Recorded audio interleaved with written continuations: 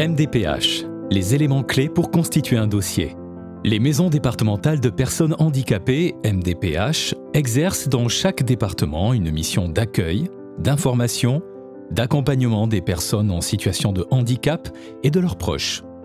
C'est auprès de ces structures que vous pouvez déposer des demandes de prestations comme l'allocation d'éducation pour les enfants handicapés qui vise à soutenir les familles dans les dépenses de santé non prises en charge par l'assurance maladie. Dans cette vidéo, nous allons apporter quelques conseils utiles pour vous aider à compléter votre dossier. Première partie, les problématiques rencontrées par les familles. Quand j'ai su qu'il fallait qu'on remplisse un dossier MDPH pour mon fils, je me suis déjà demandé mais qu'est-ce que la MDPH? J'ai commencé à chercher un petit peu sur internet et puis j'ai trouvé donc l'intitulé Maison départementale des personnes handicapées. Donc là tout de suite ça fait un peu peur parce qu'on vient d'apprendre que notre enfant a une maladie.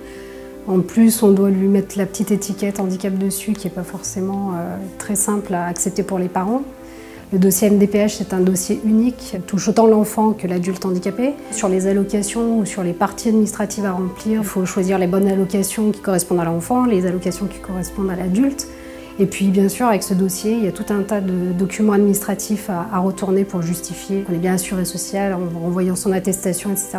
Ça peut demander de l'organisation personnelle, que tout le monde ne gère pas de la même manière, donc ça peut alourdir un petit peu la charge sur le remplissage du dossier. Dans la partie du dossier MDPH, il y a quand même une partie qui est importante, c'est le récapitulatif des frais. Ça peut être des crèmes, ça peut être la climatisation, ça peut être des vêtements spécifiques pour la peau, mais ça peut aussi être la nourriture. Surtout de bien lister pour ne rien oublier, de bien garder les factures éventuellement pour pouvoir avoir une idée de ce que va être le calcul de tous ces coûts mis bout à bout pour avoir un total qui représente la globalité de la dépense sur le mois. On a une grosse partie quand même à rédiger, c'est le projet de vie. Donc il faut à ce moment-là accepter tout de suite presque la maladie, l'avoir comprise. Et puis, il faut réussir à se projeter, donc là arrive la difficulté, donc de ne pas hésiter, je pense, à se rapprocher des gens qui nous aident, qui nous ont aidés déjà au départ pour le certificat médical, donc le centre de compétences, le centre de référence, le médecin traitant, je sais pas, l'assistante sociale, et puis de pouvoir de mettre ses idées à plat, de pouvoir les rédiger au mieux sans rien oublier, et puis faire relire à des personnes extérieures qui ne connaissent pas la pathologie ou qui ne la connaissent pas de près pour pouvoir avoir leur ressenti de l'extérieur sur la compréhension de tout ce qu'on a rédigé, savoir si c'est bien compréhensible, puisque la commission va vraiment se mettre sur ce projet de vie pour essayer de comprendre au mieux ce qu'on vit. Et puis une fois que tout est fini, on l'envoie et puis on attend notre passage en commission avec beaucoup d'appréhension. Deuxième partie, votre projet de vie quotidienne.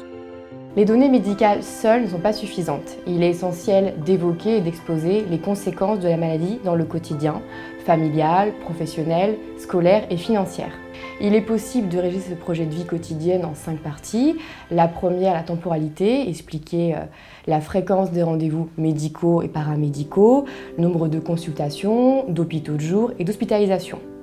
En deuxième partie, on peut évoquer l'impact sur le quotidien professionnel du parent qui implique bien souvent une diminution du temps de travail. En troisième partie, on peut exposer les frais directs en lien avec la maladie, non remboursés par l'assurance maladie, des médicaments, des frais techniques, des frais de transport pour venir aux rendez-vous médicaux et paramédicaux. Les dépenses en conséquence, par exemple pour les maladies dermatologiques, les frais de nourriture et de vêtements adaptés, la consommation d'eau. En quatrième partie, la scolarité. La douleur et la fatigabilité peuvent entraîner un absentéisme scolaire, les besoins d'aménagement spécifiques de la scolarité. Et en dernière partie, les besoins spécifiques dans les actes de la vie quotidienne, aménagement du logement, aménagement du véhicule, emploi d'une tierce personne, surveillance médicale à la charge de la famille. Ces éléments sont obligatoires pour une première demande, facultatifs pour un renouvellement. Il est conseillé de rédiger à chaque demande le projet de vie quotidienne. L'objectif est d'évaluer au mieux les besoins spécifiques de votre enfant afin de bénéficier de la compensation adaptée. Les assistantes sociales impliquées dans la prise en charge de votre enfant ainsi que les associations de patients peuvent vous accompagner et vous aider à rédiger le projet de vie quotidienne. Troisième partie, bien remplir le tableau de frais. Ce tableau de frais vous permet d'indiquer toutes les dépenses liées à la maladie de votre enfant qui ne sont pas ou que partiellement prises en charge par l'assurance maladie.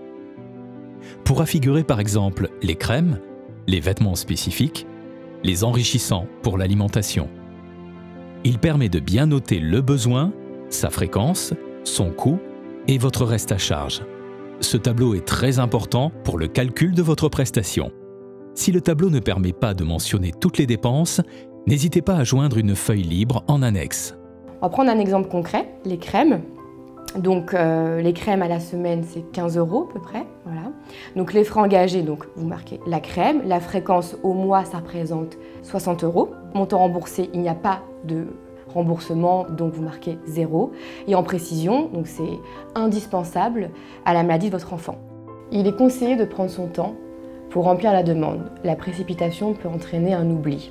Il est préférable de discuter, d'échanger sur les conséquences réelles dans le quotidien familial.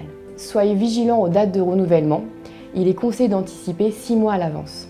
Il est essentiel de garder tous les justificatifs des dépenses de l'année en cours pour le renouvellement. Envoyez si possible le dossier en recommandé pour obtenir une preuve de réception de la MDPH ou bien le déposer directement à la maison départementale en demandant un tampon de réception. Il est essentiel de garder une copie du dossier. Pensez-y. Pour être conseillé dans le remplissage de votre dossier, n'hésitez pas à vous rapprocher d'un centre de référence ou de compétences proche de votre domicile. Vous pouvez aussi solliciter l'association de patients engagés dans votre maladie.